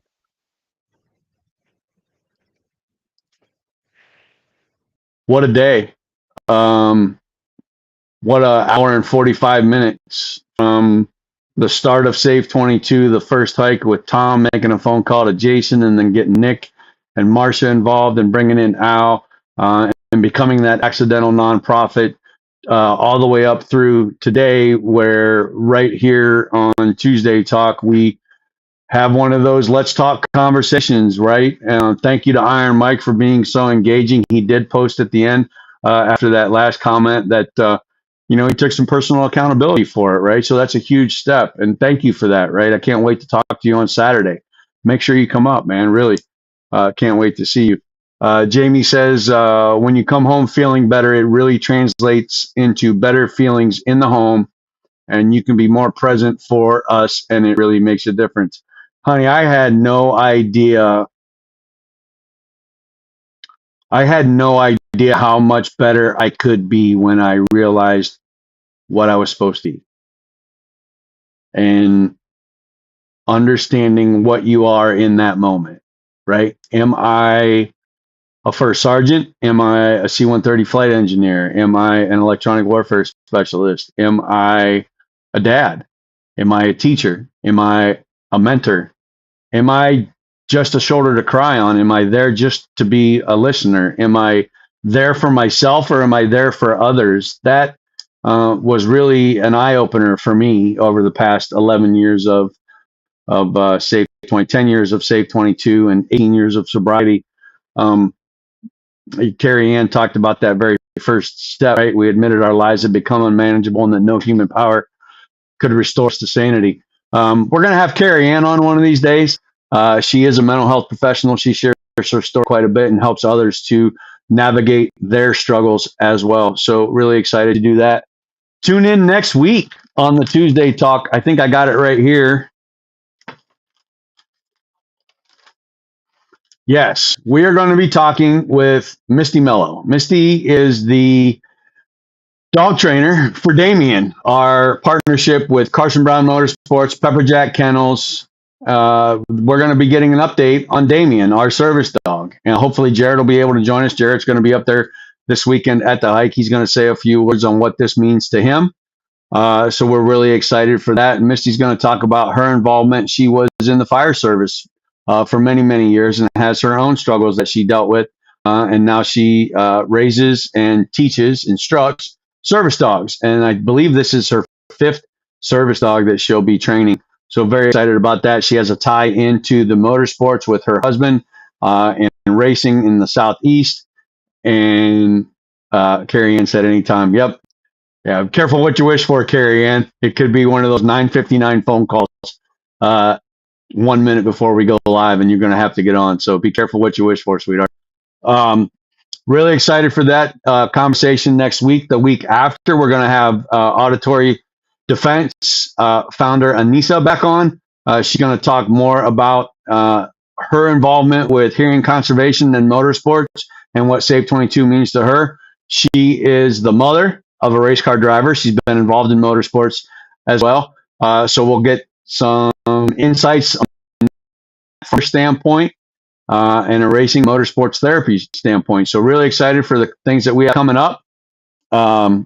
If you are interested in sharing your story on Safe 22's Tuesday Talk, please email us. Let me see if I've got it available right now. Do I? I do not. Yes, I do. Right there.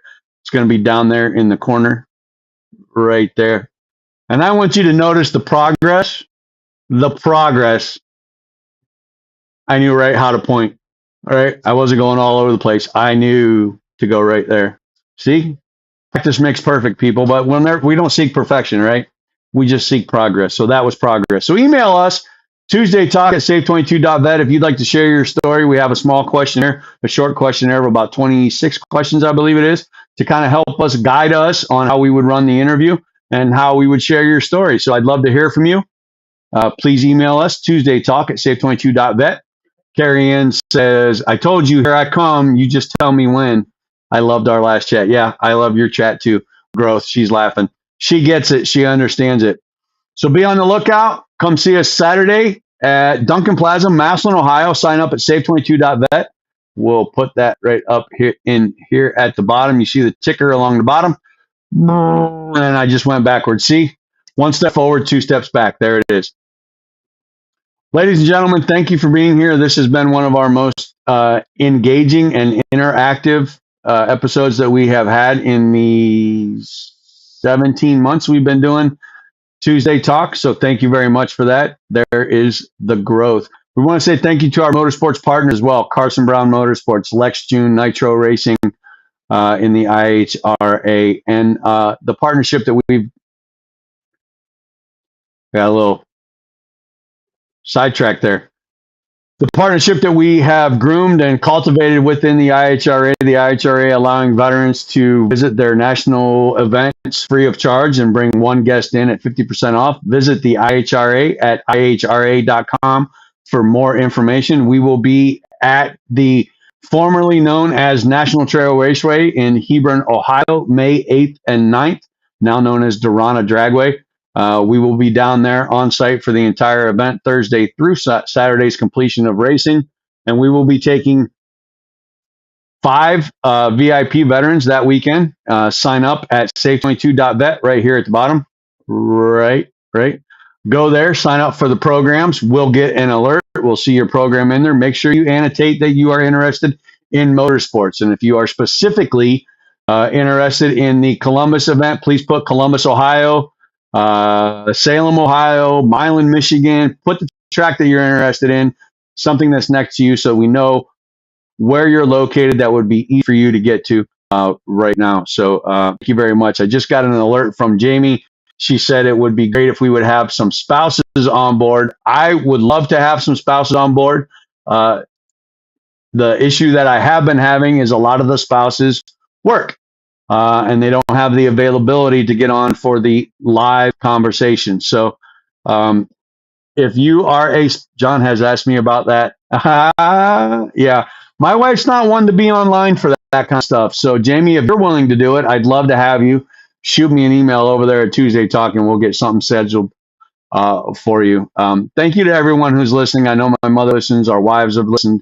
Thank you for everyone that's joined. Mike has registered for the hike and will try to be there. Mike, can't wait to see you, my friend. Cannot wait to see you there, and just let you know it's okay. Thanks for being there, right? I'm going to cut it out. Hey, let's not forget about Kate, right? Cooking with Kate at the Sam Center in Canal Fulton, Ohio. Sign up at samcenter.org. Servingareamilitary.org, I think, is the actual website. Check them out on Facebook. She does a monthly Cooking with Kate class. Talk about a tongue twister and alliteration there. Where we bring in 10 veterans, first responders, or their families to come in and learn how to cook a meal. We started off with the Valentine's Day meal with the steaks and the raspberry lava cake. Absolutely delicious. I did try to make the lava cake at home and failed miserably. So, Katie, I still need more practice with that. But I am practicing. I attempted a cheesecake last weekend, screwed that up as well. So, yeah, maybe we can do a cheesecake sometime. Really looking forward to that. Hear a lot of good things about it so far. We have had a sold out or full class every month so far. Really looking forward to it. Got the wives going back and forth in the background here, so really exciting with that. What else do we have? Over the summer, the fall, we will have an off-road type event. Our partner Joe Luncey, an advocate inside of Safe 22, has coordinated about 4 events this year for the Jeep and off-road community. So really excited to see where that goes and how we can reach that many people. Katie is making, I don't know how to say that word, beef tacos, cilantro lime rice, and churros for May. So really cool. She's following the Cinco de Mayo theme. Really excited for it. That's awesome. Mike, get your butt up here. Get over to the Sam Center, Canal Fulton. It's about 45 minutes to an hour away. Would be really exciting to have you up here. Our other partners, we talked about Auditory Defense, Track Tune, Carson Brown, Lex June, GBS Corporation for running our website and the ship store. Really excited for that. You can visit safe22.vet, click on merchandise or shop, I think it is. And within 2 to 3 days, you should have your purchase, depending on what you're ordering. But go there. That's where a lot of our merch is going to be now. We're not going to carry a lot of things with us. On the 28th of June, right? A little bit away, but on the 28th of June, we're going to have a family fun day. Sunday fun day at Lockport Brewery down here in Bolivar, Ohio. We have just secured our band. They texted me yesterday. Really excited for that one. There's going to be an outdoor area, food, drink, fun, music, Safe 22 awareness. Come on down and check it out. Look for it on your socials. Yeah, I think that's about all I got for today. A lot of interactive chat. Thank you very much for everybody that contributed. Jamie for jumping on, Trisha for jumping on, Nick, Tom, Jason, Albert from the background. Really happy that he got to jump in and do that. Riley with all of his contributions today, jumping in during his busy day. Really, really exciting. I'm over the moon. I think that this went very, very well. It flowed very well for about 2 hours. So that's what we are about here at Tuesday Talk and Save 22 is having those conversations, right? That would be difficult, but necessary to have. So please don't be afraid to admit that you're struggling, right? Who are you sharing that story with, and who are you taking the advice from?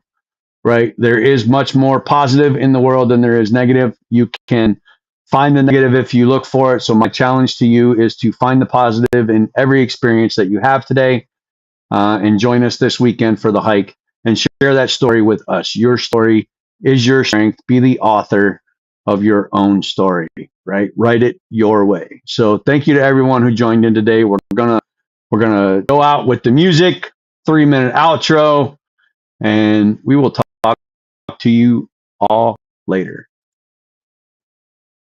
Oop, there it is.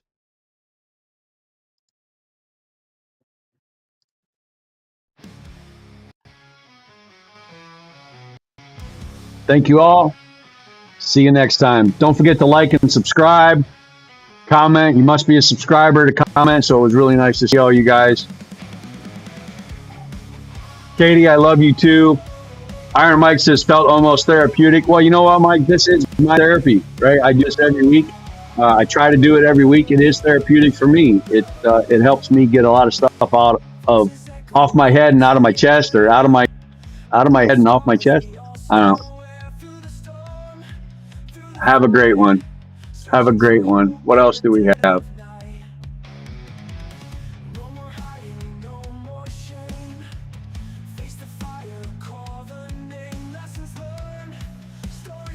Excellent. Excellent. Don't forget to give yourself some grace. Thank you, Jamie, for that comment. I see that in there. Allow yourself to feel the feelings, but also work on not losing sight of what you have now in the present. It's a great point. Thank you for that, Jamie.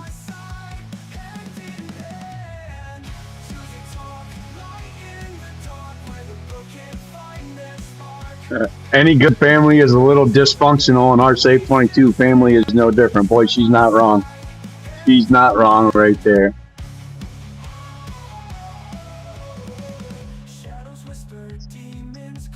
A lot of great comments today, everybody.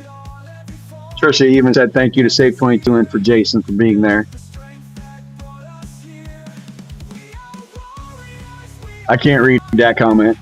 That's an emo one for me. So thank you, baby. I love you. Thank you for being here all those years, through all of it, ups, downs, all of it. You're still here, and you're the one I want to be with every night.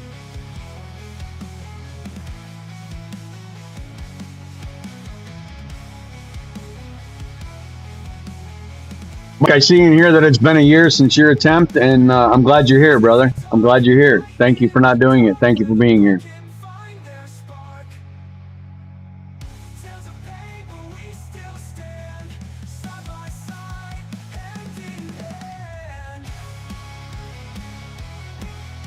Carrie Ann says authenticity is why people like to talk to us. I tend to agree, right? They didn't tell me the things that I wanted to hear. They told me the things I needed to hear. And for me, it worked, right? It doesn't work for everybody, but it worked for me. And hopefully it works for somebody here today.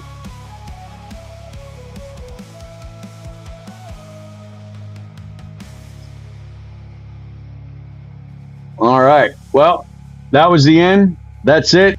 I'm going to say goodbye, and we're going to log out. So see y'all later.